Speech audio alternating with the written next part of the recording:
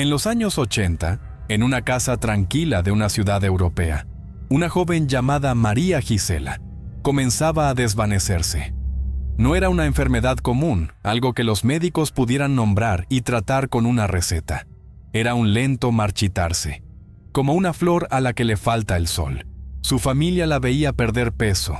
Sus ojos, antes llenos de vida, adquirían un brillo febril y perdido. Los especialistas venían y se iban, sacudiendo la cabeza con perplejidad. Sus análisis no mostraban nada. Sus órganos, aparentemente, funcionaban, y sin embargo, ella se consumía. En las noches, susurraba nombres que no conocía, hablaba de un trono de oro que se convertía en polvo y de un fusilamiento en una playa lejana. Sus parientes, al mirarla, no veían solo a una enferma, veían el eco de una tragedia que había comenzado casi 200 años antes. Entre ellos, en voz baja, con el temor de despertar a los fantasmas, la llamaban por su verdadero nombre: la maldición de los Iturbide. Para entender la sombra que se llevó a María Gisela, que ha tocado a cada generación de su familia, debemos remontarnos en el tiempo a una nación naciendo entre la sangre y el fuego. Debemos viajar a la México de principios del siglo XIX, una tierra sangrada por 11 años de una guerra brutal por la independencia, un conflicto que había dejado campos arrasados, ciudades empobrecidas y un pueblo exhausto, dividido entre Asashigi, realistas e insurgentes sin un camino claro hacia el futuro. El aire de la Nueva España estaba cargado de pólvora y desesperanza, y todos anhelaban una cosa, por encima de todo: la paz. Y en medio de este caos surgió una figura, un hombre que parecía ser la respuesta a todas las plegarias. Su nombre era Agustín de Iturbide. Imagínese a este hombre. No era un revolucionario de nacimiento, no era un campesino armado con un machete como los seguidores de Morelos o Hidalgo. Agustín de Iturbide era un aristócrata, un militar de carrera, un oficial del ejército español, un hombre de presencia imponente, con una ambición tan afilada como la espada que llevaba al cinto. Durante años, había sido un leal y eficaz comandante realista, luchando contra los insurgentes y aplastando sus rebeliones con una ferocidad que le valió el respeto y el temor de sus enemigos. Pero Iturbide era también un observador astuto. Veía el debilitamiento del imperio español, la corrupción que carcomía el virreinato y, sobre todo, veía una oportunidad. En 1820, todo cambió. Una revolución liberal en España forzó a rey Fernando VII a restaurar la Constitución, un movimiento que horrorizó a la élite conservadora y al clero de la Nueva España, que temían perder sus privilegios.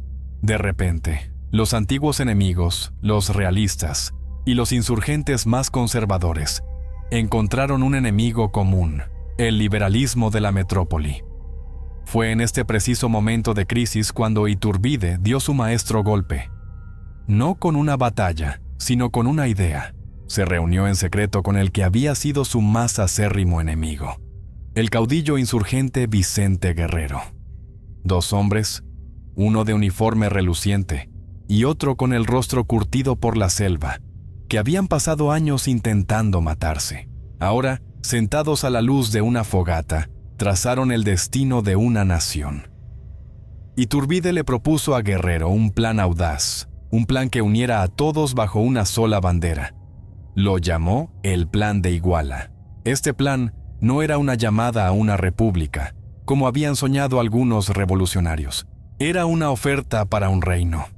Ofrecía 3 garantías sagradas: religión, independencia y unión.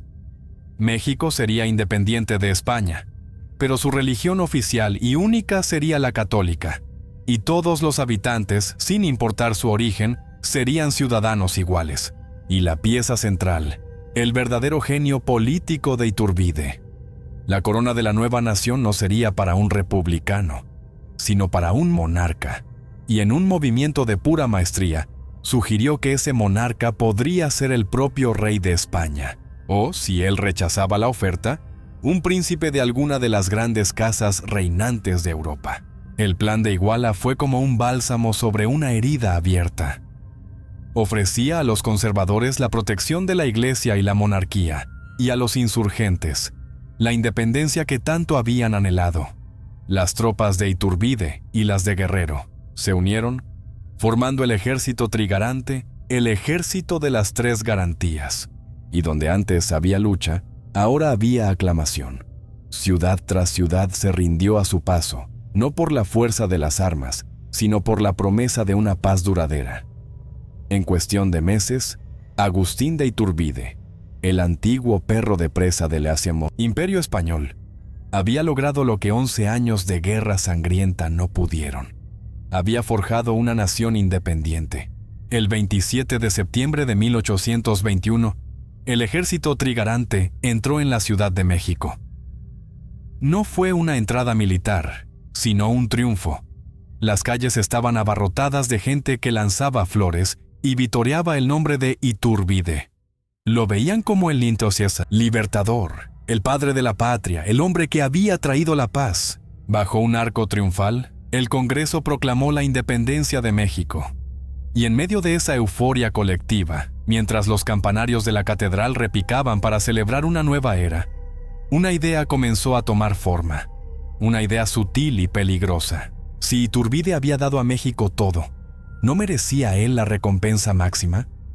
¿No debería él, y no algún príncipe europeo desconocido, ocupar el trono del nuevo imperio? Los susurros se convirtieron en clamor.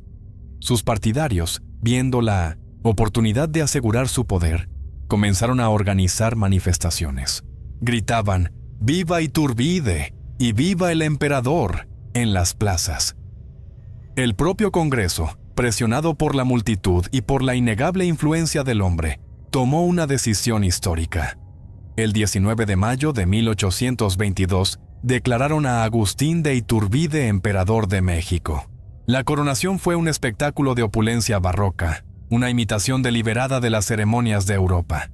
Iturbide, ahora Agustín I, vistió una manta de armiño y una corona de oro macizo, mientras el arzobispo le ungía con los santos óleos.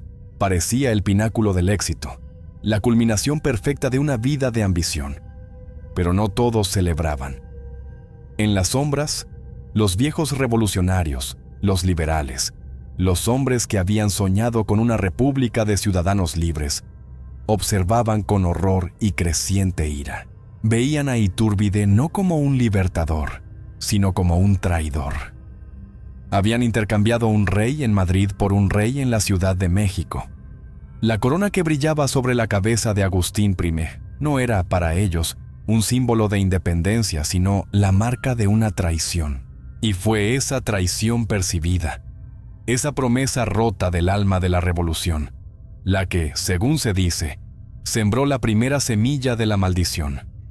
El trono estaba listo, pero el precio de esa corona, una deuda que la sangre de su linaje tardaría generaciones en pagar, estaba a punto de ser cobrado. El reinado de Agustín I fue, desde el principio, una casa construida sobre arenas movedizas.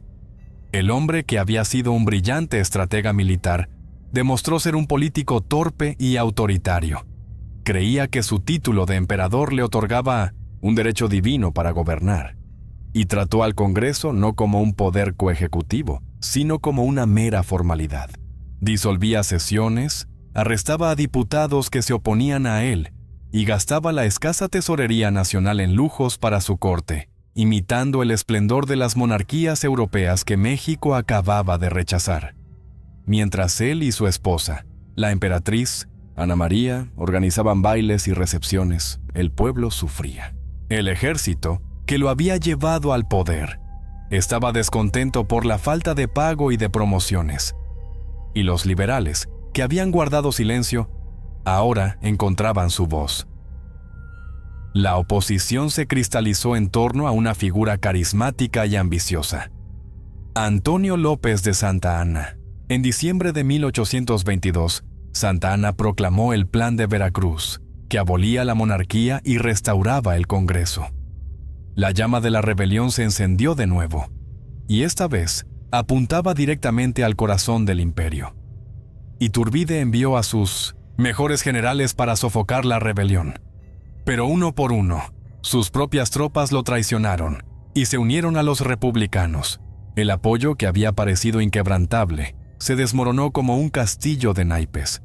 Viendo que todo estaba perdido y para evitar una guerra civil aún más sangrienta, Agustín de Iturbide tomó la única decisión que le quedaba. El 19 de marzo de 1823, menos de un año después de su coronación, abdicó al trono. En su discurso de renuncia, habló con una extraña mezcla de dignidad y amargura, afirmando que lo hacía por el bien de la nación, pero advirtiendo sobre el caos que la República traería. El hombre que había entrado en la Ciudad de México, entre vítores y flores, la abandonaba en medio del silencio y el desdén. Su destino era el exilio. Junto a su esposa, Ana María, y sus hijos pequeños, Iturbide se embarcó hacia Italia. El emperador de México era ahora Agustín de Iturbide, un ciudadano privado sin patria. La familia se instaló primero en Livorno y luego en Londres, viviendo de la generosidad de simpatizantes y de lo poco que quedaba de su fortuna. Pero para un hombre como Iturbide, el exilio no era solo una pérdida de poder, era una agonía diaria. Pasaba sus días escribiendo sus memorias, intentando justificar sus acciones, defendiendo su legado. Observaba desde lejos cómo México se hundía en la anarquía, con facciones políticas luchando entre sí, una serie de presidentes efímeros y un país al borde del colapso. Una parte de él debía sentirse justificado, pero otra, la del padre, el esposo, el hombre, debía sentir un vacío inmenso. Y entonces, en 1824, llegó una carta. No era una carta cualquiera. Parecía ser una luz de esperanza en la oscuridad de su exilio. El nuevo Congreso mexicano, a través de intermediarios, le enviaba un mensaje. Le decían que México se arrepentía, que el país reconocía su error al desterrar al hombre que había forjado la independencia. Le prometían que si regresaba, se le concedería una pensión generosa, se le devolverían sus propiedades y se le trataría con el respeto que merecía como héroe de la patria. La carta era una mentira, una trampa urdida por sus enemigos más acérrimos, que veían en su regreso la oportunidad de deshacerse de él de una vez por todas. Pero para Agustín de Iturbide, que vivía atormentado por el fracaso y la nostalgia, la oferta era demasiado tentadora para rechazarla. Creyó, o quizás quiso creer, que su pueblo lo llamaba de vuelta. Ignoró las advertencias de su esposa y de sus amigos más cercanos, que veían el peligro en cada palabra de aquella misiva. Con una mezcla de esperanza y orgullo herido, tomó una decisión fatal.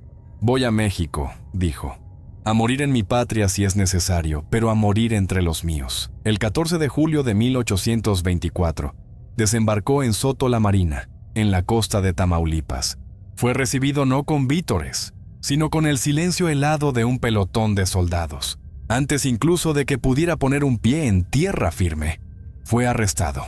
Se le leyó una orden, un decreto del Congreso que lo declaraba traidor a la patria y sentenciaba a muerte a quien quiera que osara apoyarlo.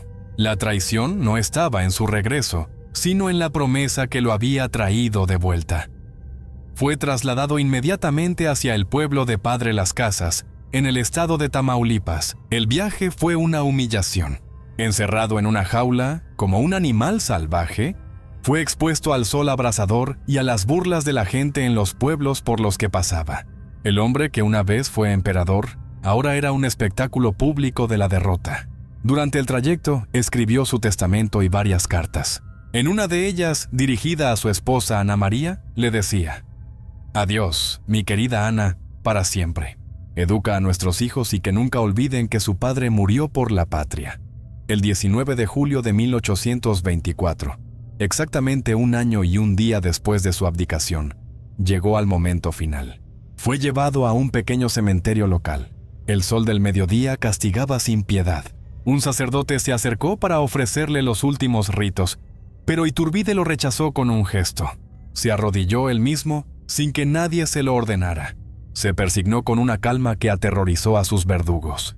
Luego, se puso de pie y, mirando fijamente al pelotón de fusilamiento, pronunció sus últimas palabras. No fueron palabras de odio ni de maldición. Dijo: «Mexicanos, muero en este momento con desprecio por quienes me han quitado la vida. Dios os perdone y la patria os guarde. ¡Viva México!». El eco de su voz se perdió en el estruendo de los fusiles. Agustín de Iturbide, el hombre que había hecho a México independiente, cayó muerto a tierra, ejecutado por un gobierno mexicano. El acto fue rápido, brutal y, para muchos, profundamente injusto. No fue una ejecución legal, sino un asesinato político. Y fue en ese preciso instante cuando el humo de la pólvora se disipó y el cuerpo del emperador yacía inerte en la tierra mexicana, cuando la leyenda nació. Entre la gente que presenció el acto o se enteró de las noticias, corrió un escalofrío colectivo. Se decía que el cielo se oscureció de repente, aunque era mediodía. Se murmuraba que los pájaros callaron y que un viento frío sopló sobre la tumba fresca. No era solo la muerte de un hombre, era la violación de un pacto sagrado. La revolución, que había cobrado su precio en sangre, ahora había derramado la sangre de su propio creador. Un acto de tal magnitud, creían, no podía quedar sin consecuencias. La venganza de la revolución, insatisfecha con la muerte de un solo hombre, ahora se extendería. Exigiría un pago de su sangre, de su linaje, generación tras generación. La maldición de los Iturbide había comenzado. El eco de los fusiles en Tamaulipas resonó mucho más allá de las fronteras de México. Cruzó océanos y montañas para golpear el corazón de una mujer que, en ese momento, vivía en un pequeño apartamento alquilado en Washington, D.C. Su nombre era Ana María Huarte, y hasta hacía poco había sido Su Majestad Imperial, la emperatriz de México. Ahora era solo Ana María, una viuda extranjera con 10 hijos y una fortuna evaporada, dependiendo de la caridad de unos pocos simpatizantes y de la venta de sus joyas para comprar pan. La noticia de la ejecución de su esposo no llegó como un shock, sino como la confirmación de un pesadilla que había vivido durante meses. Desde el momento en que Agustín zarpó hacia México, ella había sabido, con una certeza heladora en el fondo de su alma, que no volvería a verlo con vida. Ahora, la pesadilla era real. La emperatriz se convirtió en el símbolo viviente de una dinastía destrozada. El gobierno mexicano, para asegurarse de que no quedara ningún vestigio del imperio, confiscó todas sus propiedades, les revocó sus títulos y les prohibió para siempre regresar a su patria. Los Iturbide estaban no solo en el exilio, estaban borrados. Ana María hizo lo que cualquier madre haría. Se mudó con sus hijos a Baltimore, buscando una comunidad católica de habla hispana que pudiera ofrecerles algo de consuelo. Pero la vida en Estados Unidos para una familia imperial depuesta era una caída libre. La opulencia del Palacio de Chapultepec fue reemplazada por el frío penetrante de los inviernos de Maryland. Los vestidos de seda y encaje fueron reemplazados por ropa sencilla y gastada. Los banquetes dieron paso a comidas frugales, a menudo apenas suficientes para llenar los estómagos hambrientos de sus hijos. Ana María se convirtió en una mujer fantasmal. Pasaba sus días en un silencio casi absoluto, sus ojos fijos en la nada, reviviendo una y otra vez la traición y la pérdida. Escribió cartas a líderes europeos, al Papa, a cualquier persona que pudiera escuchar, suplicando ayuda y justicia. Pero sus cartas, como su vida, se perdieron en el olvido. Su espíritu, una vez fuerte y orgulloso, se fue desmoronando lentamente, erosionado por la pobreza, la humillación y un dolor tan profundo que parecía físico. Murió en 1861, en la pobreza más absoluta, en Filadelfia. Su muerte no fue registrada en los anales de la historia con bombos y platillos, sino con un simple certificado de defunción. Para el mundo, era una extranjera más que había muerto. Para su familia, era el primer y más devastador golpe de la maldición, una vida entera de lento sufrimiento, la muerte del alma mucho antes que la del cuerpo. Pero si la maldición había consumido a la madre con una lentitud tortuosa, al hijo mayor lo atormentó de una manera diferente. Su nombre era Agustín Jerónimo de Iturbide y Huarte. Tenía solo 15 años cuando su padre fue ejecutado. Era el príncipe imperial, el heredero de un trono que ahora era polvo y cenizas. Su juventud fue robada. reemplazada por el peso de un apellido que era a la vez una corona de espinas y un blanco. Imagínese a este joven. Creció en los pasillos del poder, fue educado para gobernar. De un día para otro, se convirtió en un refugiado. Vivió con su madre y sus hermanos en la constante precariedad, viendo cómo la emperatriz, su madre, se desvanecía de dolor. Pero Agustín Jerónimo no era un hombre para dejarse consumir por la desesperación. Había heredado la ambición y el coraje de su padre. Decidió que no viviría como un paria. Lucharía por su propio lugar en el mundo, aunque fuera en un mundo que había despojado a su familia de todo. Su camino lo llevó a Sudamérica. Se alistó en el ejército de Gran Colombia, sirviendo bajo el mando del propio Simón Bolívar. Allí, en los campos de batalla de Perú y Ecuador, un príncipe mexicano sin reino luchó por la libertad de otras naciones. Era una ironía trágica. El hijo del hombre que quería un México monárquico, derramando su sangre por repúblicas. Fue un oficial valiente y competente, respetado por sus hombres, pero donde quiera que fuera, su nombre lo precedía. El príncipe de México, le decían, no era un saludo, sino un recordatorio constante de todo lo que había perdido. Después de sus años de servicio militar, su vida dio otro giro, aún más irónico. Regresó a América, y en un acto que desafía toda lógica, entró al servicio del gobierno que había ordenado la ejecución de su padre.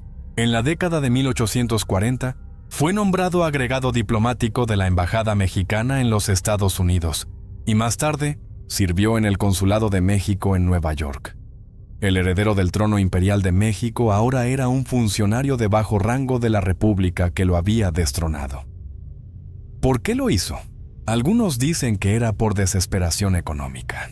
Otros, que era un intento desesperado de reconciliarse con su patria, de demostrar que su lealtad era a México, no a una corona. Pero para muchos, era la prueba más clara de la maldición en acción. El destino lo obligaba a servir a los verdugos de su padre, a vivir una vida que era una parodia sombría de la que debería haber tenido. Vagó por el mundo, un hombre sin raíces, siempre buscando un hogar que nunca encontró. Nunca se casó, nunca tuvo hijos. La línea principal de la sucesión imperial moría con él. Murió en Nueva York en 1866, en un modesto hotel, solo y lejos de la tierra que su padre había liberado. Su muerte fue tan silenciosa y anónima como la de su madre. En su bolsillo se encontró un pequeño retrato de su padre, el emperador Agustín I.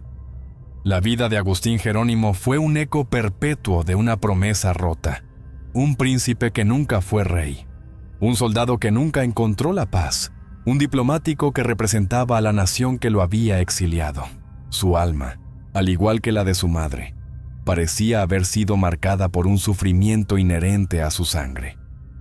Y mientras Agustín Jerónimo se desvanecía en el olvido en Nueva York, sus hermanos y hermanas también estaban dispersados por el mundo, cada uno luchando contra su propia versión de la desgracia. Algunos murieron jóvenes de enfermedades misteriosas. Otros vivieron vidas de oscuridad, cambiando sus nombres para escapar del estigma de Iturbide. La maldición no se limitaba al heredero principal. Se extendía como una red, atrapando a todos los que llevaban esa sangre. La primera generación había sido consumida por el exilio, la pobreza y la desesperación. Pero la sombra no se detuvo ahí. Se estaba preparando para cruzar el Atlántico de nuevo, para afianzarse en la nueva tierra que la familia había llamado hogar, y para manifestarse en formas aún más extrañas y violentas. La tragedia estaba a punto de tener un sabor decididamente americano. La maldición, parecía, no se contentaba con consumir a los principales portadores del nombre. Se extendía como una enfermedad hereditaria, a través de las ramas del árbol familiar, buscando nuevas víctimas en cada generación.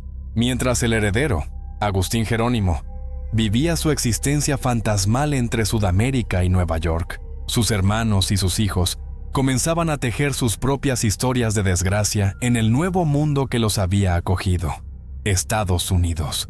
Y en el corazón de la maquinaria política estadounidense, Washington, D.C., la tragedia estaba a punto de golpear de una manera particularmente siniestra. Su nombre era Ángel de Iturbide. Era el hijo de Agustín Jerónimo, el nieto del emperador. A diferencia de su padre y su abuelo, Ángel no nació en un palacio ni creció esperando un trono. Nació en el exilio, en 1816, antes incluso de que México fuera independiente. Su patria era un concepto, una historia contada por su madre y su abuela.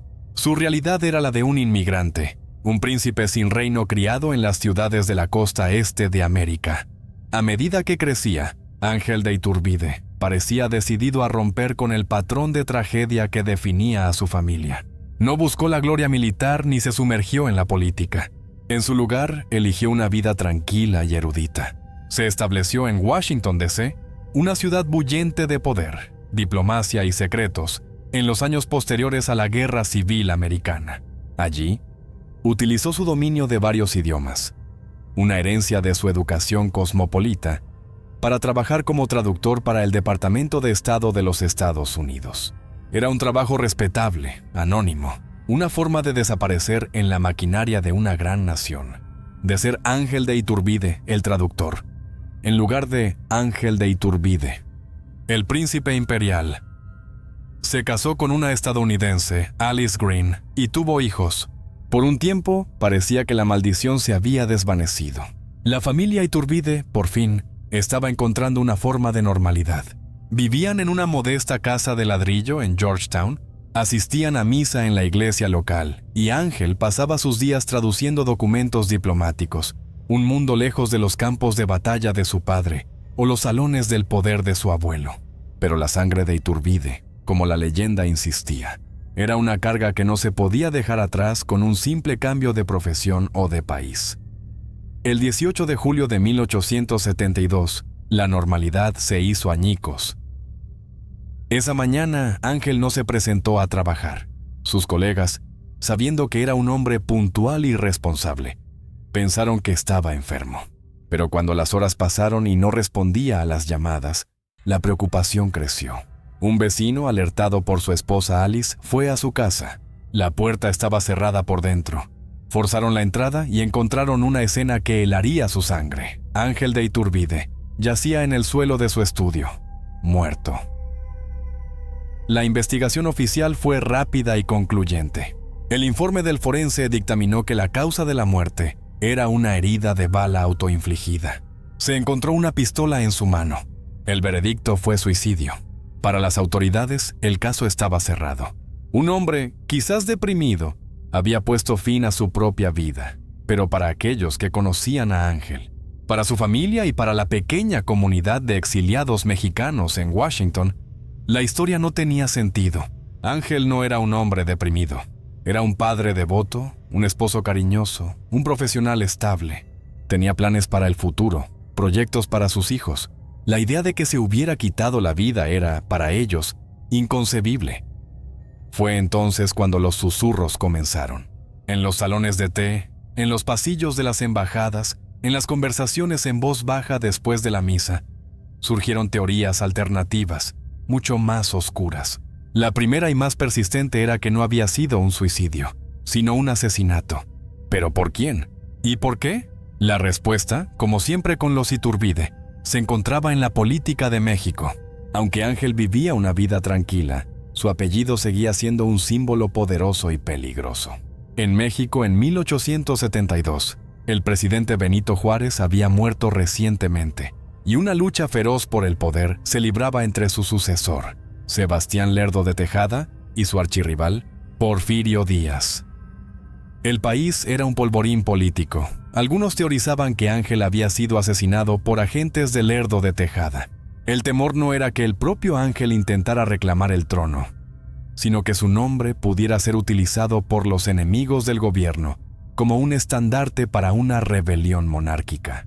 En un México inestable, la idea de un príncipe Iturbide era un peligroso punto de encuentro para los descontentos. Silenciar al nieto del emperador, incluso uno apolítico, era una forma de preventiva y brutal política. Otros señalaron a los monárquicos mexicanos que operaban desde el exilio.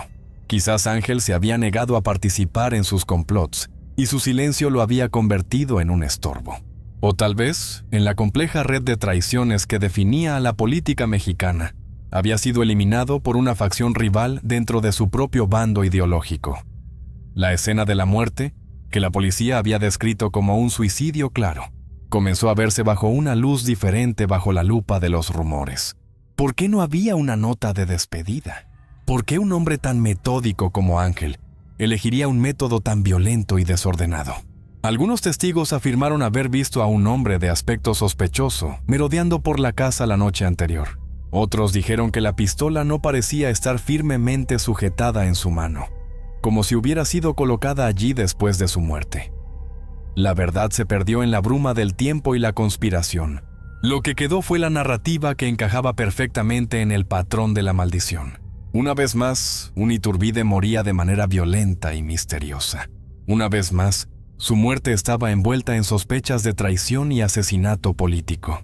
Y una vez más, ocurría lejos de México, en una tierra extranjera, subrayando el tema del exilio y la desconexión de su patria. La muerte de Ángel de Iturbide fue un golpe devastador para su familia. Su esposa Alice quedó destrozada, y sus hijos crecieron bajo la sombra de un padre muerto en circunstancias espantosas. La rama estadounidense de la familia Iturbide, que había intentado con tanto ahínco construir una nueva vida, fue arrastrada de vuelta al vórtex de tragedia que parecía seguir a su apellido. Pero la maldición, en su infinita crueldad, no se contentaba con matar. A veces su mayor tormento era la vida, y estaba a punto de orquestar su obra maestra de sufrimiento psicológico, utilizando a un niño inocente como peón en un juego de tronos que se desarrollaba a miles de kilómetros de distancia. La muerte de Ángel fue solo el prólogo. La verdadera tragedia de su línea estaba a punto de comenzar, y su nombre era Agustín de Iturbide y Green. Mientras la rama estadounidense de la familia Iturbide se desangraba con la muerte de Ángel, un drama de proporciones épicas se estaba desarrollando en México. Un drama que parecía diseñado por una fuerza sobrenatural para atormentar a la familia una vez más. En la década de 1860, México era un campo de batalla global.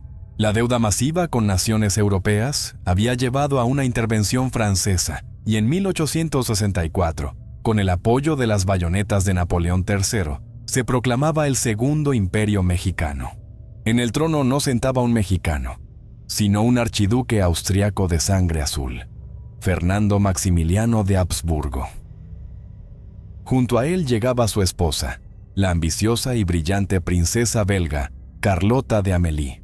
Eran una pareja imperial, la imagen misma de la realeza europea, enviados a gobernar una nación que, en gran parte, no los quería y que resistía su gobierno con una ferocidad liderada por el indomable Benito Juárez, el presidente republicano que se había refugiado en el norte. Maximiliano era un idealista, un soñador que genuinamente creía que podía traer el progreso y la estabilidad a México. Carlota era la pragmática, la fuerza impulsora detrás del trono. Pero ambos compartían un problema fundamental: no tenían un heredero. Sin un hijo, su dinastía estaba destinada a ser un breve experimento, un paréntesis en la historia de México. Necesitaban un símbolo, una conexión con la tierra que gobernaban para legitimar su gobierno ante los ojos del mundo, y quizás ante los propios mexicanos. Y fue en esa búsqueda de legitimidad donde la maldición encontró su oportunidad más perfecta y cruel. Alguien en su corte, probablemente el astuto consejero José María Gutiérrez de Estrada, les sugirió una idea audaz. ¿Por qué no adoptar a un heredero de la primera y única familia imperial que México había conocido? ¿Por qué no vincular su dinastía de Habsburgo con la de Iturbide? La búsqueda los llevó hasta Washington, D.C., a la puerta de una mujer llamada Doña Josefa de Iturbide y de la Parte. Era la hija del príncipe Ángel y nieta del emperador, y era la madre de un niño pequeño de 2 años, de ojos grandes y vivaces, llamado Agustín de Iturbide y Green. Este niño era el bisnieto directo de Agustín de Iturbide. En sus venas corría la sangre del primer emperador de México. Era, en esencia, el heredero legítimo de la primera dinastía. Para Maximiliano y Carlota, el niño era la solución perfecta. Adoptarlo sería un gesto maestro de propaganda. Uniría las dos casas imperiales, daría a su reinado una continuidad histórica y, lo más importante, les daría un príncipe imperial mexicano de nacimiento. Para la madre, Josefa, la oferta debió de ser una mezcla abrumadora de terror y tentación. Por un lado, entregar a su hijo a estos extraños, a este proyecto imperial tan precario, era un riesgo inmenso. Por otro, ¿qué futuro tenía ella y su hijo en el exilio? Vivían modestamente, y la promesa de que su niño crecería como un príncipe, educado en el lujo y el poder, debió de parecer un sueño imposible de rechazar. Quizás creyó que esta era la oportunidad de restaurar el honor de su familia, de lavar la mancha de la traición y la ejecución que había perseguido a su linaje. No vio que no estaba aceptando una corona, sino que estaba entregando a su hijo a la misma maldición que había destruido a su abuelo. En el otoño de 1865, la pequeña familia viajó a México. La llegada del niño Agustín de Iturbide y Green al castillo de Chapultepec fue un evento de gran pompa. Fue presentado a la corte como Su Alteza, el príncipe imperial de México. Maximiliano y Carlota, que no tenían hijos propios, lo recibieron con un afecto que parecía genuino. Lo vistieron con pequeños uniformes militares, le dieron niñeras y tutores, y lo trataron como el heredero del trono. Imagínese la vida de este niño. Un día es un niño normal en Washington. Al siguiente, es un príncipe en un castillo en una tierra extraña. Lo llevan en procesiones, la gente se arrodilla ante él. Le llaman Su Alteza. Es demasiado pequeño para entender la política, la traición, el peligro. Solo ve a la emperatriz Carlota, una mujer de una belleza imponente y una intensidad abrumadora, que lo abraza con fuerza y le susurra al oído que será un gran emperador. Ve al emperador Maximiliano, un hombre gentil y soñador, que lo levanta en brazos para mostrarle los jardines del castillo. Pero la felicidad era una fachada frágil. Detrás de los muros del castillo, el imperio se desmoronaba. Las tropas republicanas de Juárez, apoyadas por Estados Unidos, que veía con malos ojos la presencia de una monarquía europea en su frontera, ganaban terreno cada día. El dinero francés comenzaba a escasear. El apoyo popular era inexistente fuera de las ciudades y de las élites. Carlota sintió el colapso antes que nadie. En 1866, con el imperio al borde del abismo, tomó una decisión desesperada. Viajaría a Europa, personalmente, para rogarle a Napoleón III que enviara más tropas y al Papa que ofreciera su apoyo financiero y espiritual. Fue un viaje lleno de una urgencia febril. Abrazó a su pequeño hijo, adoptivo por última vez, sin saber que nunca más volvería a verlo ni a México. El viaje de Carlota fue una catástrofe. Napoleón III la recibió con cortesía pero con frialdad, negándose a comprometer más tropas o dinero a una causa perdida. El Papa le dio bendiciones pero no ayuda financiera. El rechazo fue total. Fue en este momento sometida a una presión insoportable, con la certeza de que su esposo y su imperio estaban condenados, cuando la mente de Carlota se quebró. Sufrió un colapso psicológico del que nunca se recuperaría. Pasó el resto de su vida, más de 60 años, encerrada en un castillo en Bélgica, convencida de que estaba envenenada, víctima de conspiraciones, viviendo en una neblina de locura y dolor. Mientras tanto, en México, Maximiliano se quedaba solo, con un imperio que se desvanecía y un niño heredero que era un símbolo cada vez más irrelevante de un sueño muerto. A principios de 1867, Napoleón III retiró oficialmente a las últimas tropas francesas. Maximiliano era ahora un emperador sin ejército. Sus consejeros le suplicaron que abdicara y huyera a Europa, pero su código de honor de Habsburgo, su idealismo trágico, se lo impidió. Se negó a abandonar a los pocos leales que le quedaban. Se retiró a la ciudad de Querétaro, donde fue sitiado por las fuerzas republicanas. El 15 de mayo de 1867, Querétaro cayó. Maximiliano fue capturado. Fue juzgado por un consejo de guerra, encontrado culpado de traición a la patria y sentenciado a muerte. Gobiernos de todo el mundo, incluidos Víctor Hugo y Giuseppe Garibaldi, enviaron cartas suplicando por su vida, pero Juárez era inflexible. Creía que la ejecución de Maximiliano era necesaria para enviar un mensaje al mundo. México no toleraría más intervenciones extranjeras. El 19 de junio de 1867, En el Cerro de las Campanas, en Querétaro, Maximiliano de Habsburgo fue ejecutado por un pelotón de fusilamiento.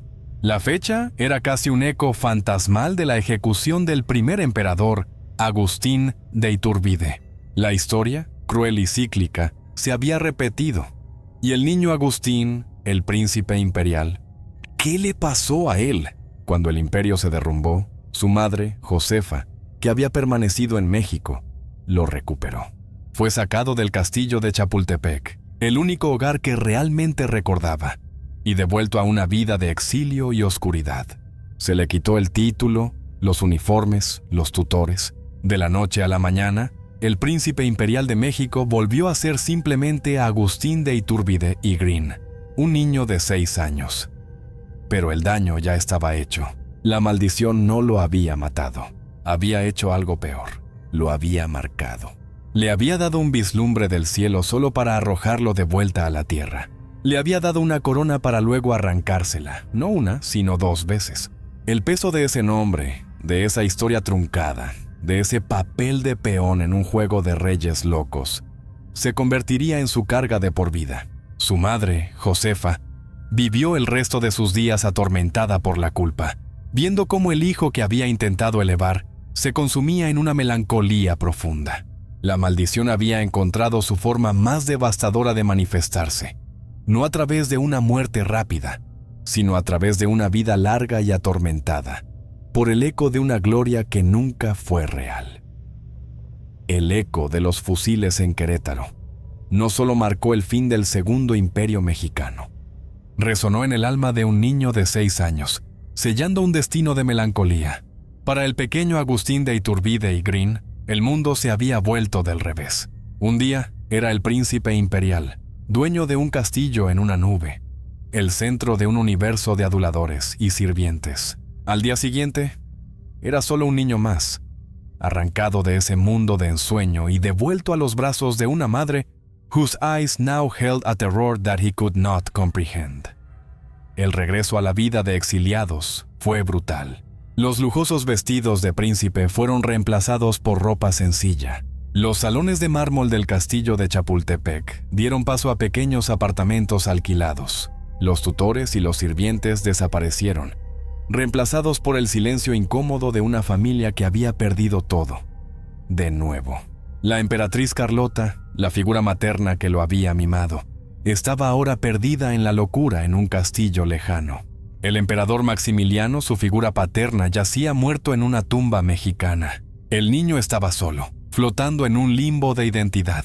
Sin saber quién era realmente, su madre, la princesa Josefa, lo observaba con una mezcla de amor desesperado y un remordimiento que la corroía como un ácido lento. Cada vez que miraba a su hijo, no solo veía a Agustín, el niño, veía al fantasma de Maximiliano, al eco de su propio abuelo. El emperador Agustín I veía la corona que ella misma había colocado sobre la cabeza de su hijo, una corona de ilusiones que ahora se había convertido en una corona de espinas. Su vida se convirtió en una penitencia.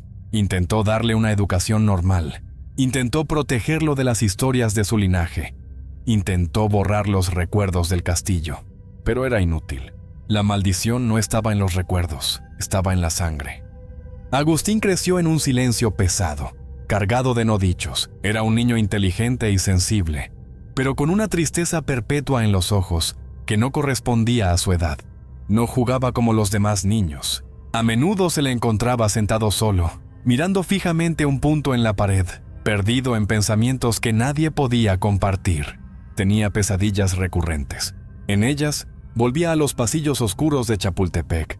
Escuchaba el eco de la risa de Carlota, que ahora sonaba siniestra, o veía la cara pálida de Maximiliano despedirse de él para siempre. Al llegar a la adolescencia, intentó rebelarse contra su destino. Intentó enterrar al príncipe y convertirse en un hombre normal. Decidió estudiar ingeniería, una profesión práctica, moderna, el antídoto perfecto para una vida dedicada a fantasmas monárquicos. Se matriculó en la Universidad de Georgetown, con la esperanza de que las matemáticas y la física pudieran ofrecerle la lógica y el orden que su vida le había negado. Por un tiempo, pareció funcionar. Se destacó en sus estudios, hizo algunos amigos, e incluso intentó participar en la vida social de la universidad. Pero el nombre era una sombra que lo seguía a todas partes. Tarde o temprano, alguien descubría su origen. Un profesor de historia, un diplomático hijo de exiliados, un periodista curioso. Y entonces, el hechizo se rompía. Dejaba de ser Agustín, el estudiante de ingeniería, para volver a ser Agustín, el príncipe imperial de México. Las miradas cambiaban. La gente lo trataba con una mezcla de reverencia y lástima. Querían escuchar historias sobre el castillo, sobre Maximiliano, sobre Carlota. Lo convertían en una reliquia viviente, un objeto de fascinación. Y cada vez que eso ocurría, él se retraía un poco más. La corona que había intentado olvidar volvía a posarse sobre su cabeza, más pesada que nunca. Nunca se casó. Los que lo conocieron íntimamente decían que era incapaz de formar un vínculo profundo, como si una parte de su alma se hubiera quedado para siempre en ese castillo de su infancia, o como si, inconscientemente, temiera transmitir la maldición de su sangre a otra generación. Vivía para sí mismo, rodeado de libros, construyendo una fortaleza de soledad a su alrededor. A medida que envejecía, la melancolía se profundizó en una amargura tranquila. Vivió en varios lugares, siempre un extranjero, siempre buscando un lugar al que pertenecer. Finalmente, en un giro irónico del destino, decidió regresar a México. La tierra que había matado a su abuelo y a su padre adoptivo lo llamaba de vuelta. Quizás esperaba encontrar paz allí, o quizás solo era un último acto de rendición. Se instaló en la Ciudad de México, viviendo una vida anónima. Un anciano delgado y encorvado que caminaba por las calles que una vez debió haber gobernado. Murió el 3 de marzo de 1925, en la pobreza y el olvido. Su muerte no fue violenta ni misteriosa. Fue un lento apagarse, la conclusión lógica de una vida que nunca había comenzado realmente. Los periódicos le dedicaron un pequeño obituario, mencionándolo como el último príncipe imperial del Segundo Imperio. Pero la verdadera historia no era esa. La verdadera historia era la de un niño a quien la historia le había robado la infancia, a quien la política le había robado la identidad y a quien la maldición le había robado el alma. Murió no de una herida de bala, sino de una herida en el alma que nunca cicatrizó. Su madre, Josefa, ya había muerto años antes, en 1903, después de una vida marcada por la desesperación. Se dice que en sus últimos años, hablaba constantemente con su hijo, pidiéndole perdón por el regalo envenenado que le había dado. La historia de Agustín de Iturbide y Green y su madre es quizás el capítulo más desgarrador de la maldición. No se trata de una muerte súbita, sino de una vida entera utilizada y desechada, un potencial aplastado bajo el peso de un nombre. La maldición había demostrado que su arma más poderosa no era el fusil, sino la desesperación. Pero la saga de los Iturbide no terminó con él. La maldición, como un depredador paciente, nunca se centra en una sola presa. Mientras la vida del príncipe heredero se desvanecía en la tristeza, otras ramas de la familia, dispersas por el mundo, continuaron enfrentándose a su propia serie de infortunios. La tragedia se estaba modernizando, adaptándose a los nuevos tiempos. Los fusiles y las ejecuciones políticas dieron paso a accidentes extraños y enfermedades que la ciencia no podía explicar. La sombra de Iturbide estaba lejos de desaparecer. Simplemente estaba esperando la próxima oportunidad para manifestarse. Pero la saga de los Iturbide no terminó con él. La maldición, como un depredador paciente, nunca se concentra en una sola presa. Mientras la vida del príncipe heredero se desvanecía en la tristeza, otras ramas de la familia, dispersas por el mundo, continuaron enfrentándose a su propia serie de infortunios. La tragedia se estaba modernizando, adaptándose a los nuevos tiempos. Los fusiles y las ejecuciones políticas dieron paso a accidentes extraños y enfermedades que la ciencia no podía explicar. La sombra de Iturbide estaba lejos de desaparecer. Simplemente estaba esperando la próxima oportunidad para manifestarse. Pasaron las décadas. México entró en una nueva era. El turbulento pero estabilizador Porfiriato dio paso a la Revolución, y de allí surgió el México moderno del siglo XX. El nombre de Iturbide, para la mayoría de los mexicanos, era solo una nota al pie de un libro de historia. el recuerdo de un emperador de corta duración. Pero para aquellos que llevaban su sangre, la sombra seguía allí, una presencia silenciosa en las reuniones familiares, un susurro en la oscuridad. En la década de 1960, un descendiente llamado don Maximiliano de Iturbide vivía una vida de relativa normalidad en Europa. No era un príncipe en el sentido político, era un hombre de negocios, un miembro de la alta sociedad que se había esforzado por construir una vida lejos del peso de su apellido. Tenía una familia, una carrera, un futuro. La maldición, parecía, lo había olvidado. Pero un día, mientras conducía por una carretera secundaria en el sur de Francia en un día despejado y soleado, algo ocurrió. No hubo otro coche involucrado. No se pinchó una rueda. Los testigos, si es que los hubo, eran escasos. Su coche, un sedán moderno y seguro, simplemente salió de la carretera sin motivo aparente y se estrelló contra un árbol. El accidente fue brutal, extrañamente violento para las circunstancias. Don Maximiliano murió instantáneamente. La investigación oficial fue vaga. Se habló de un posible desmayo al volante, de un error humano. Pero dentro de la familia, la historia que se contaba en voz baja era muy diferente. Decían que no había explicación lógica, que el coche parecía haber sido empujado por una fuerza invisible, que la tragedia tenía la misma firma que tantas otras. Una muerte súbita, violenta y completamente inexplicable. Lo más inquietante fue cómo el asunto fue silenciado. Los detalles del accidente fueron enterrados, las preguntas no respondidas. La familia, una vez más, se encerró en el dolor y el miedo, tratando de ocultar una tragedia que encajaba perfectamente en el patrón de desgracia que había perseguido a su linaje durante más de un siglo. La maldición se había adaptado. Ya no necesitaba un pelotón de fusilamiento. Un coche en una carretera solitaria era suficiente. Pero si la maldición se manifestó en un estallido de violencia en los años 60, en los 80 adoptó una forma mucho más cinta y aterradora. Una forma que no atacaba el cuerpo con la fuerza bruta del metal o la pólvora, sino que lo consumía desde dentro, lentamente, como un parásito invisible. Y esto nos lleva de vuelta a la historia con la que comenzamos, la de María Gisela. En los años 80, en una casa tranquila de una ciudad europea, una joven llamada María Gisela comenzaba a desvanecerse. No era una enfermedad común, algo que los médicos pudieran nombrar y tratar con una receta. Era un lento marchitarse, como una flor a la que le falta el sol. Su familia la veía perder peso. Sus ojos, antes llenos de vida, adquirían un brillo febril y perdido. Los especialistas venían y se iban, sacudiendo la cabeza con perplejidad. Sus análisis no mostraban nada. Sus órganos aparentemente funcionaban, y sin embargo, ella se consumía. Ahora, con todo el contexto de su historia, podemos entender el verdadero horror de su situación. María Gisela no era solo una joven enferma, era la última portadora consciente de una herencia de dolor.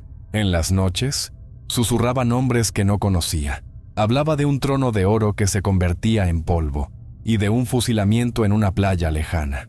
Sus parientes, al mirarla, no veían solo a una enferma, veían el fantasma de Ana María sufriendo en el exilio, la sombra de Agustín Jerónimo vagando sin rumbo, el dolor del príncipe niño abandonado en un castillo.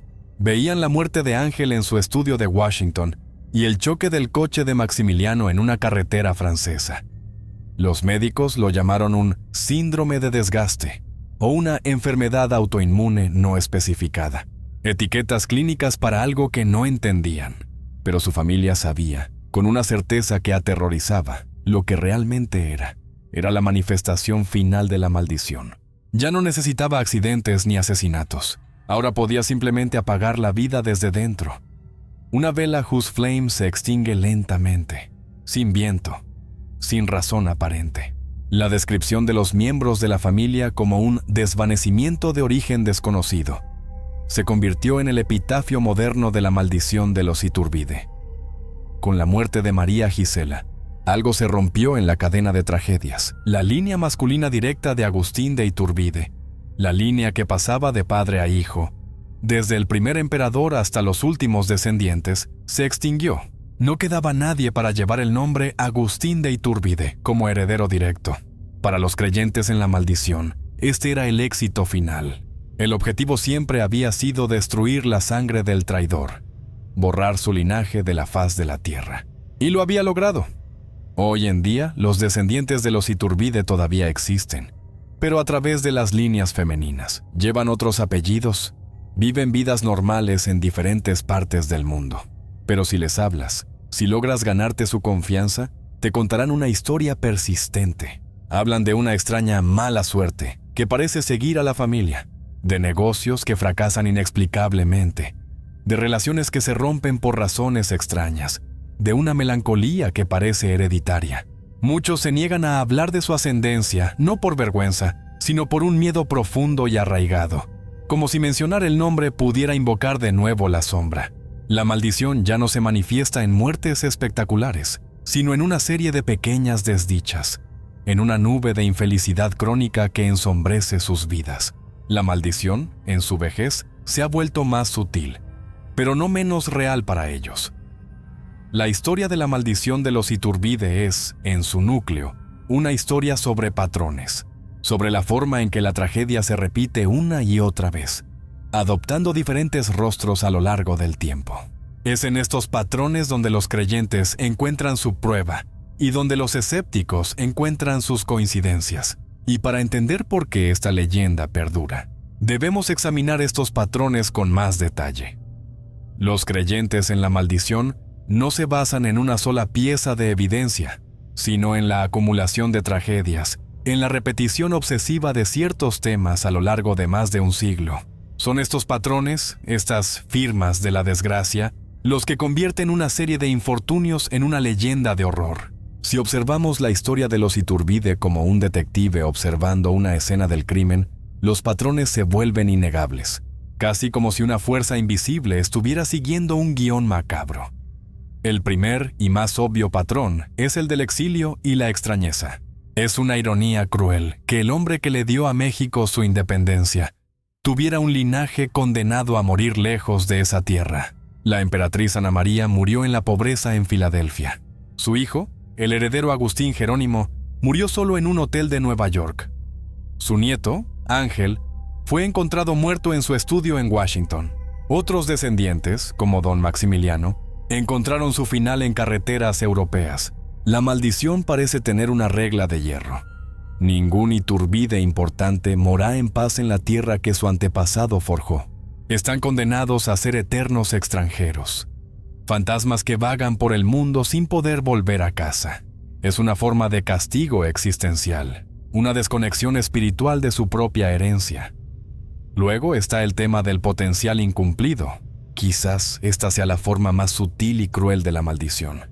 No se trata solo de morir, sino de vivir una vida que es una sombra de lo que podría haber sido. Agustín Jerónimo es el ejemplo perfecto. Nació para ser emperador, pero vivió como un soldado mercenario y un diplomático de segunda clase. Un hombre cuya vida entera fue un eco de lo que debió ser. El príncipe Agustín de Iturbide y Green es otro caso atroz. Le dieron el mundo a los 2 años, solo para arrebatárselo a los 6. Pasó el resto de sus días como un recluso, un príncipe sin reino, un hombre whose potential was crushed under the weight of a stolen childhood. La maldición no solo mata, envenena la promesa, convierte las vidas en una larga y lenta agonía de ¿qué hubiera pasado si? El tercer patrón es el más dramático. Los finales misteriosos y violentos. La saga de los Iturbide está salpicada de muertes que desafían la explicación simple. Comienza con el emperador, ejecutado en una traición que sintió como una puñalada en la espalda. Sigue con su nieto Ángel, muerto en circunstancias que gritan asesinato encubierto como suicidio. Continúa con el extraño y brutal accidente de coche de don Maximiliano, un evento tan sin sentido que la familia solo pudo explicarlo como un acto de fuerza externa. Y culmina con la muerte de María Gisela, un desvanecimiento que la ciencia no pudo nombrar.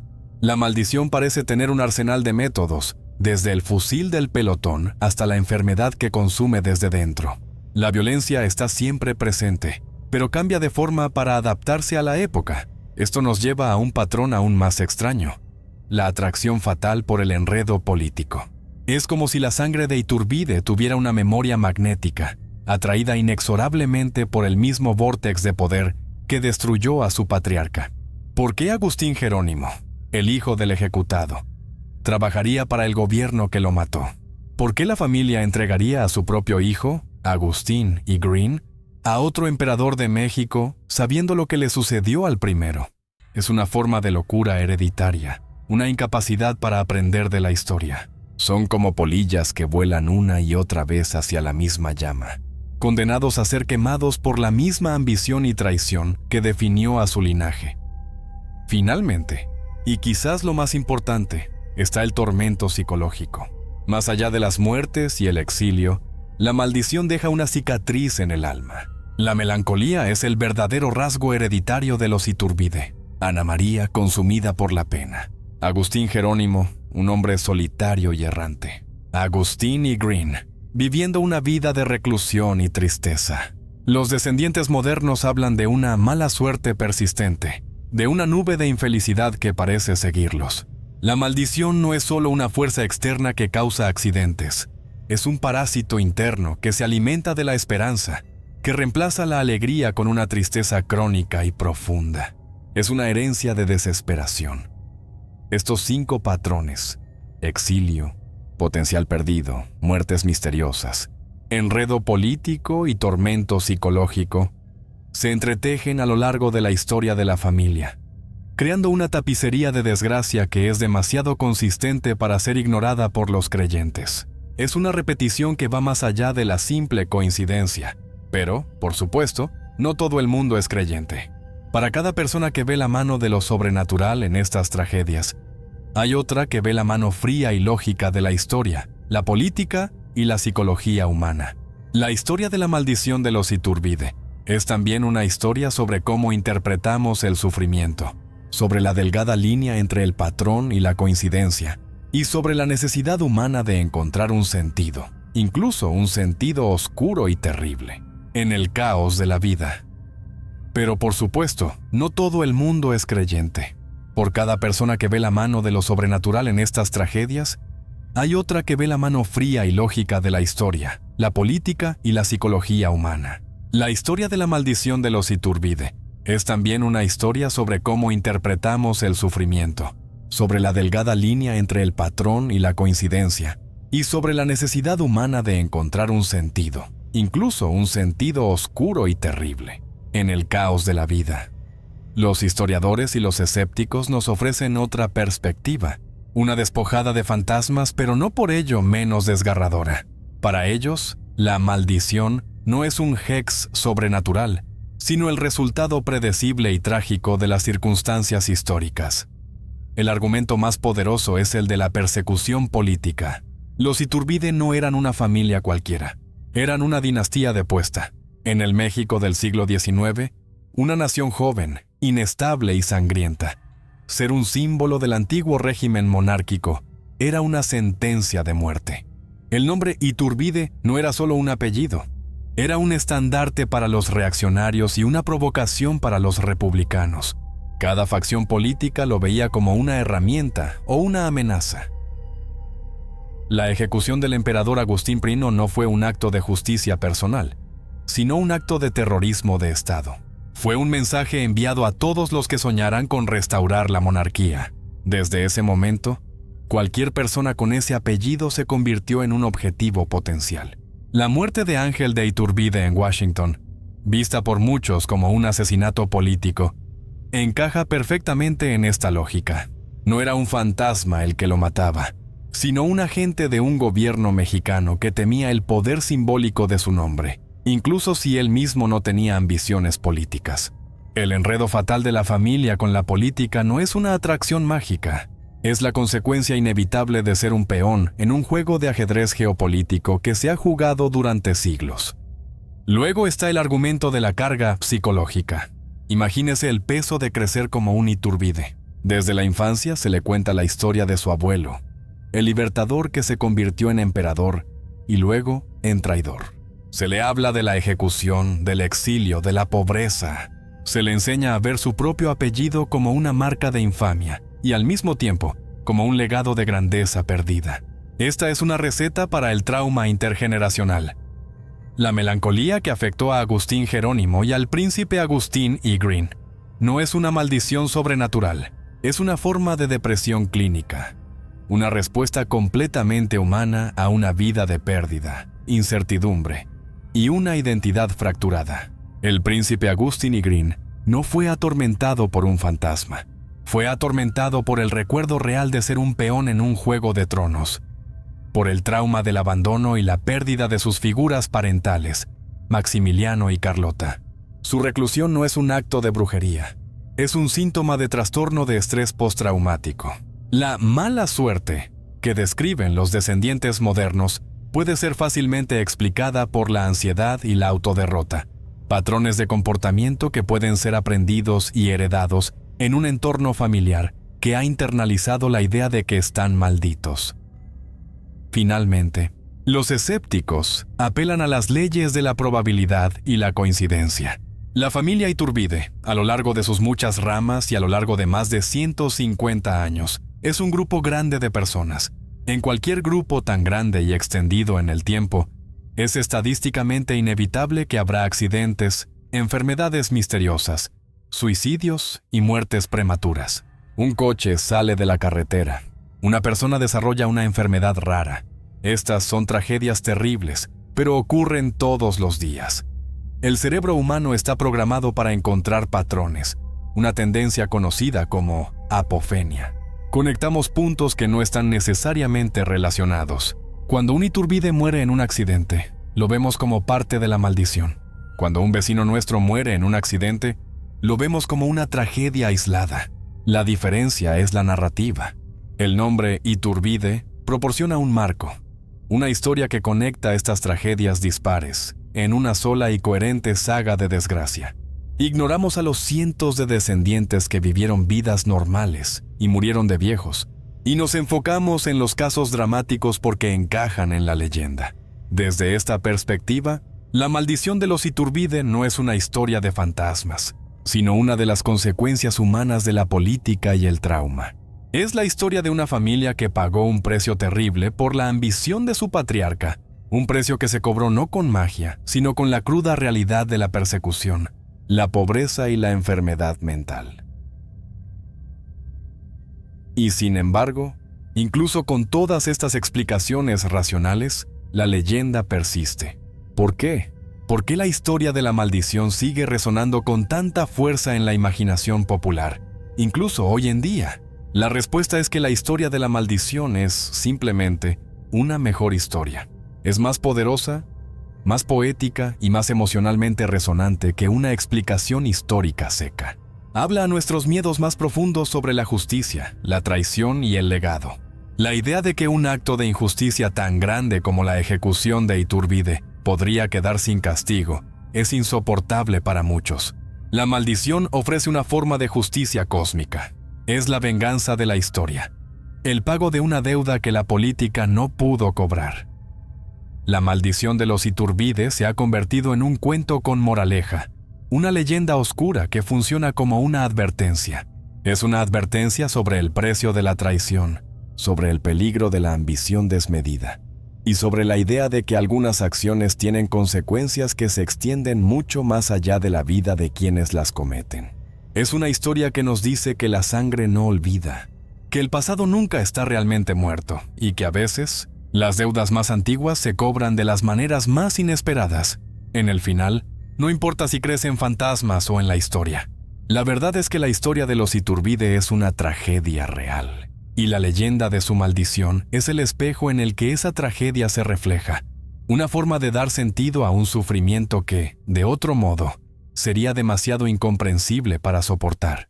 La maldición no es solo una historia sobre fantasmas, es una historia sobre nosotros, sobre nuestra necesidad de creer que en un mundo caótico e injusto hay un orden, aunque sea un orden oscuro y terrible.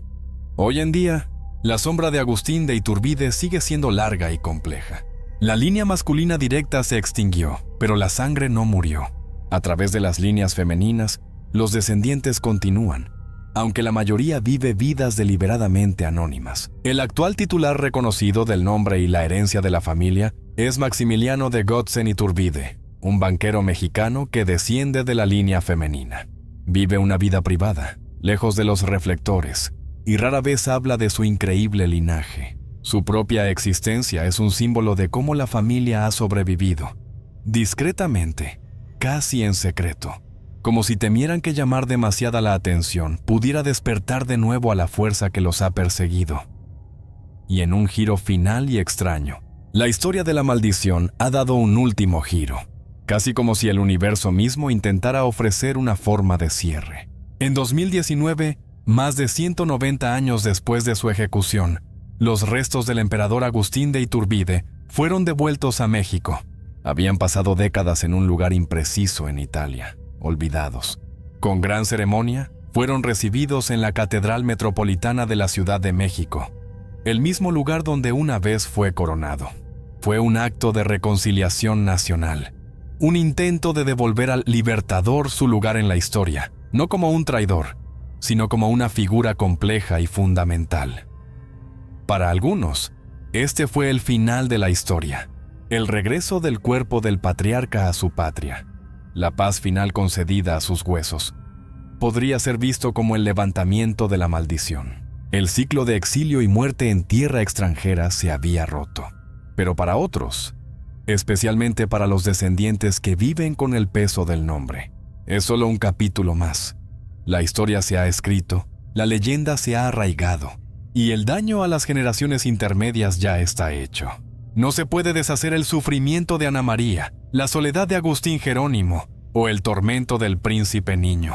La repatriación de los huesos del emperador no puede devolverles la vida. La leyenda de la maldición de los Iturbide se ha convertido en una parte del folclore mexicano, un cuento con moraleja que se cuenta en susurros. Es una historia que aparece en novelas, en canciones, en documentales. Ha trascendido la historia para convertirse en mito y perdura porque toca una fibra universal. No es solo la historia de una familia mexicana.